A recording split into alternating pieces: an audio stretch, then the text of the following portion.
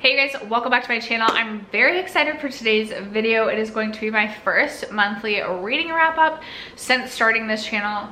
The sun is really coming out. I was like gonna film in front of my bookshelf today, but the lighting wasn't good over there, and I was like, I'll just film in front of the window, and now the sun, hold on. Hopefully that'll help. Hopefully that'll help. I do have the windows open, so if you're hearing noises, I apologize. I have my monthly reading wrap up for the month of September for you guys today. I did read 10 books in the month of September, which is by far my best month ever. Prior to this, the most books that I had read in a month was 4 books read in August, and I'm hoping to read even more in October. I had so much fun reading in September and kind of just like finding and discovering like what genres of books I like love and I'm super passionate about. I do have some 5-star reads from the month of September. I also have some duds from September, so if you're interested in hearing about the books I read as well as how I rated them, etc., stay tuned. First, if you have yet to subscribe to this channel and you like book content, I would love if you would consider subscribing before moving on. I also do have a beauty YouTube channel, which I'll leave down below if you are interested in beauty content. And other than that, let's jump into my reading wrap up.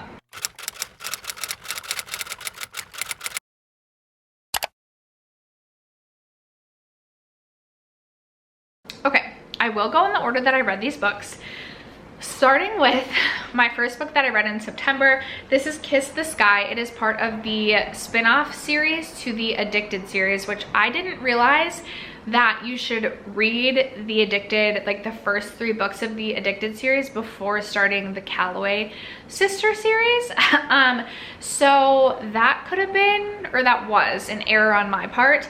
I did end up rating this a 4 out of 5 stars, and I would be interested, like if I went back and read this in the right order, like reread it, would it be a 5-star read for me?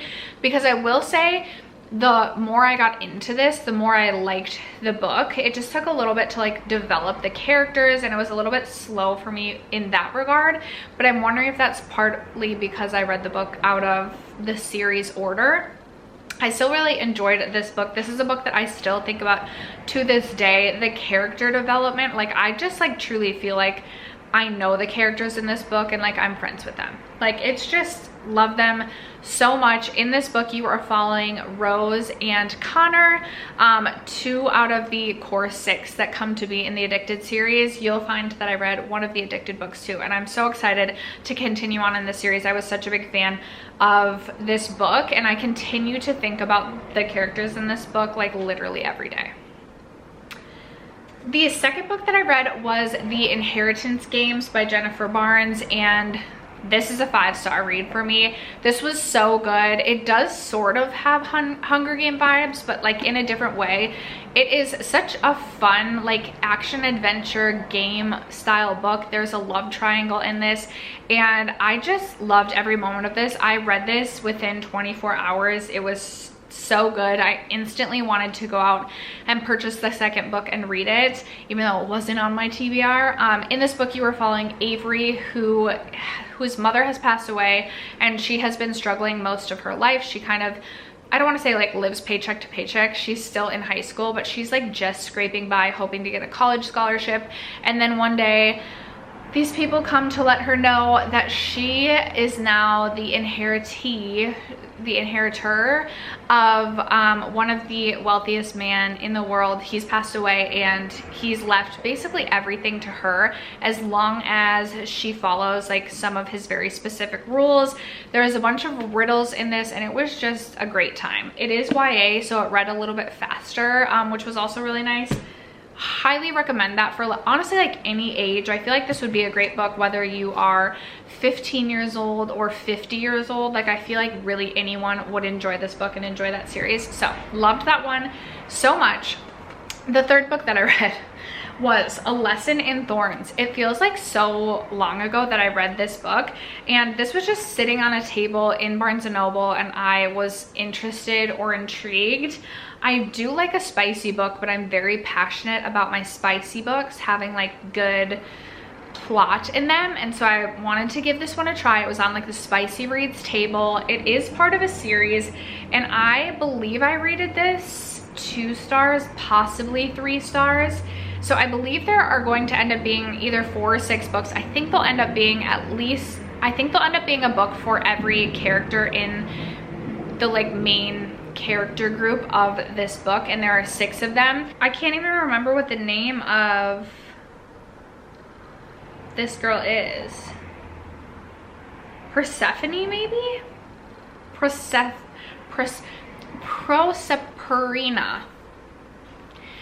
This book, okay, where to begin?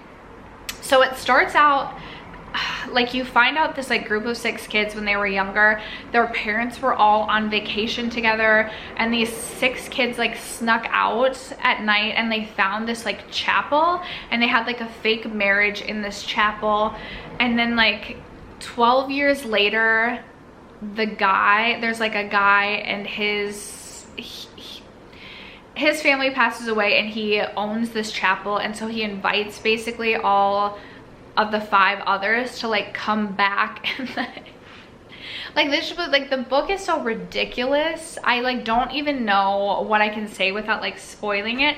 There's like a bit of mystery in this, but the spice in this is like, first of all, I thought there was gonna be more sprinkled in, and it really doesn't happen until like the end, and it's like very just weird. I've also come to find that I don't really like subdominant spice. Like that's just like not something I'm like super into. Like when it's like legit BDSM, I'm just like I don't know if this is for me.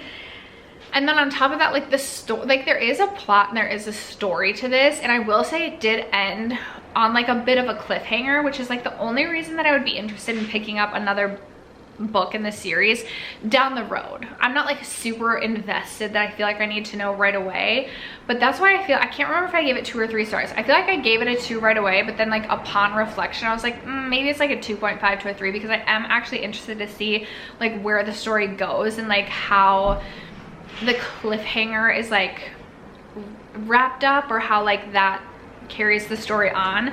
But some of the things that have to do with this book, I'm just like, this is actually like so incredibly ridiculous. I like can't get into it. And by the end of that, I was like slightly skimming. I would say like the last like 30 pages I was skimming. It wasn't anything super significant. We'll get into a book that I skimmed more of, but I don't know that that's like gonna be the series for me. The book that I read, this one I read really quickly. This is The Last Thing He Told Me by Laura Dade. This is a bit of a mystery, if you will. This woman's husband goes missing, and he leaves a note for her that says protect her, and it's essentially the woman and the guy that left her has a daughter, and the daughter was with a previous marriage.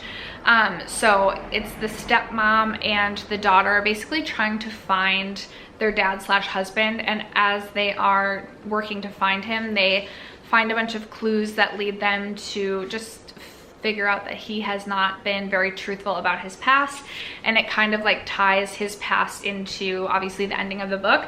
I thought this was good. I rated this 4 out of 5 stars. I finished it. I really enjoyed it. I read it really quickly, but it wasn't something where I like closed the book and was like, wow, like I wish I could be back in this world or back in this book, which is how I know something's not a complete 5-star read for me. But I would say this is a 4-star read. I do recommend this book. I really enjoyed it. It was a perfect like dipping into like mysteries for me, because it wasn't like super thrilling or super scary. The 5th book that I read, I finally read Terms and Conditions by Lauren Asher. This is the 2nd book in the Dreamland Billionaires series. I did read The Fine Print earlier this year. I gave that 5 stars. I also give this book a 5 stars, and I also feel like this book for me was like I liked this book even better than I liked The Fine Print. If you're unfamiliar with the Dreamland Billionaires series, it is going to be a 3-part trilogy, if you will. There are 3 brothers and their grandfather who owned Dreamland, which was essentially like Disneyland, if you will.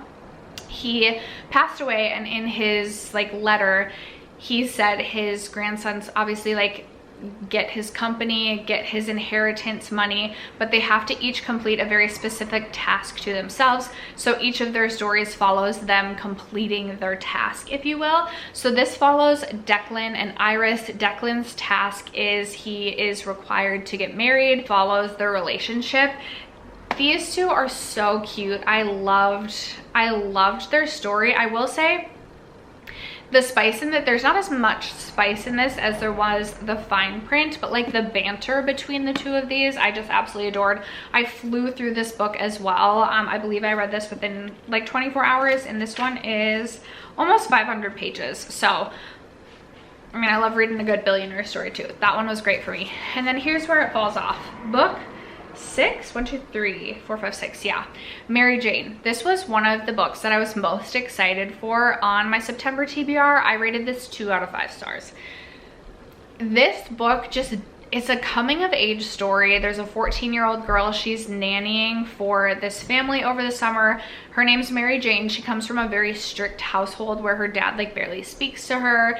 And then her mom is just like super strict. She like is like the perfect like Stepford wife, like cooks dinner every night and just like very strict. And the household that she's nannying for is like, it's like a completely chaotic household. She's nannying for this 5-year-old girl, and the 5-year-old, like when Mary Jane goes into the household, like the 5-year-old is like really not even taken care of well at all. But it is like a therapist and then his wife, and the therapist doctor has a client for the summer. It's like a rock and roll musician, and his wife, who is a famous like movie star, are staying at this house as well while he treats the rock star musician for addiction. And I just like did not care for any of the characters. The book was like kind of like cutesy, but also just kind of like, I don't want to say like dumb, but I'm just like some of the like thoughts that like Mary Jane would have, I'm like really? And then like they would like sing together sometimes, and I was just like skimming through all of that. I would say like the last third of this book I heavily skimmed. So it's like a coming of age story, and there really is no like plot. And I have found, I feel like I am someone who can't read a book that doesn't have like a strict plot. It's just like not something that like excites me. Like there has to be an ending, if you will, and this just was not it for me. So that was a bummer. I am the type of person who I struggle so much to DNF a book. Like if I read 10 to 15 pages of a book, like I am committed. Like I will finish the book whether I like it or not. So like the end of this was painful for me, and that's why I had to skim the majority of it. And I don't feel like I missed out on anything. But then, thankfully, we redeemed ourselves with another 5-star read. And oh my goodness, I literally cannot stop thinking about this book. This is Does It Hurt by H.D. Carlton. Like my mind was blown to smithereens with this book. I don't know what I was expecting from this, but like holy cow. First of all, the spice, literally 10 out of 10. Like literally could not be better in my opinion. And I feel like now every book that I've read that has like spicy scenes, I'm like comparing to this, and I'm like, it's just not that good. It's not that good, because H.D. Carlton just writes perfection in my opinion when it comes to a good spicy scene. But on top of that, the plot in this, like there was plot, like there was like a story, and then like you just got these like additional fun spicy scenes well throughout. Like there was a lot of spice in this book. So this follows Sawyer, and you learn from like the beginning of the book, she's like running from something, but you don't know what, and you find out that she basically will like sleep with people and steal their identities. She's very ashamed of this, but she runs into Enzo in a bar one night and steals his identity. She feels super guilty about it, but he finds out and then runs into her again on a beach. And he has this like plan to basically like seek revenge or like scare her or just like get revenge basically. So he takes her out on this boat, but doesn't realize a storm is brewing, and the two of them end up stranded on this island with a lighthouse. And there's a lighthouse keeper who seems just like really eerie and mysterious, and he has like all these like very strange rules for them while they stay at this lighthouse, while they're waiting for this like supply boat to come by. It's like the only way that they'll get off of this island, but the boat only comes once a month. So you're like following the two of them, and it's like enemies to lovers, but then like there's this like mystery, thrilling aspect to it as well. And I will say, like, there's a lot of trigger warnings in this book, so I highly recommend looking up trigger warnings before you read this. There's like some gore at the end that I was like, this is like kind of gross to read, but also this book was so good. I am so interested in reading the rest of her books, but there are just like very deep, significant trigger warnings to a lot of them that just like have me nervous about it. But this was so freaking good. Like, this is one of my new favorite books of all time. If you have been considering it, search the trigger warnings, but cannot recommend that one enough. And then I did read the first book in the Addicted to You series. Loved this so much. I gave this 5 out of 5 stars. I am curious if I read this one first, if I would have given it 5 out of 5 stars. I feel like it helped that I had read Kiss the Sky, because I had a basic understanding of Lily and Lo, which this book follows. But it follows Lily and Lo. Each of them is suffering from their own addiction. Lily has a sex addiction, Lo has an alcohol addiction, and they have known each other all their lives. So it's like they've been childhood friends, they've been fake dating for years to try and help each other like hide their addictions to their family, and it just like follows their story. I loved this. Even after, like, this is something where it almost feels like you're watching a reality television show, and I think about this book at least once a day. Like, I think about Lily, Lo, Rose, Connor, Daisy. Like, I think about them all of the time, and I cannot wait to read the next book. I had to order it. I ordered it off Amazon because I wanted the cover that I could get on Amazon, but that couldn't get delivered till October 18th. So Ricochet is the next book in this series. It's a very small book. I'm hoping to read that really quickly and then read the third book, and then I will be back into the Calloway Sisters series. It's just so good. I'm having such a good time with it. So 5 out of 5 stars for that for me. Then I read this book next. This is Go Hex Yourself by Jessica Clare. I wanted just like a fun rom-com to include in my TBR, and this is the one that I chose. This I gave 3 out of 5 stars to. It was okay, but I will say the characters in this I didn't care about, and that's why I feel like it's a 3 out of 5 stars. Like, if I don't care about the characters, like the highest I feel like I could get is probably a 3 star. I liked the like magic behind this book.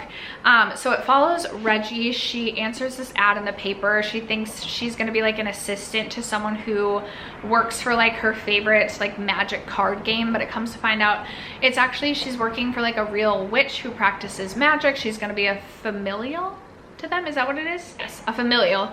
And this witch has a nephew who is Ben, and Ben is like this really crabby old, not werewolf, what do they call that?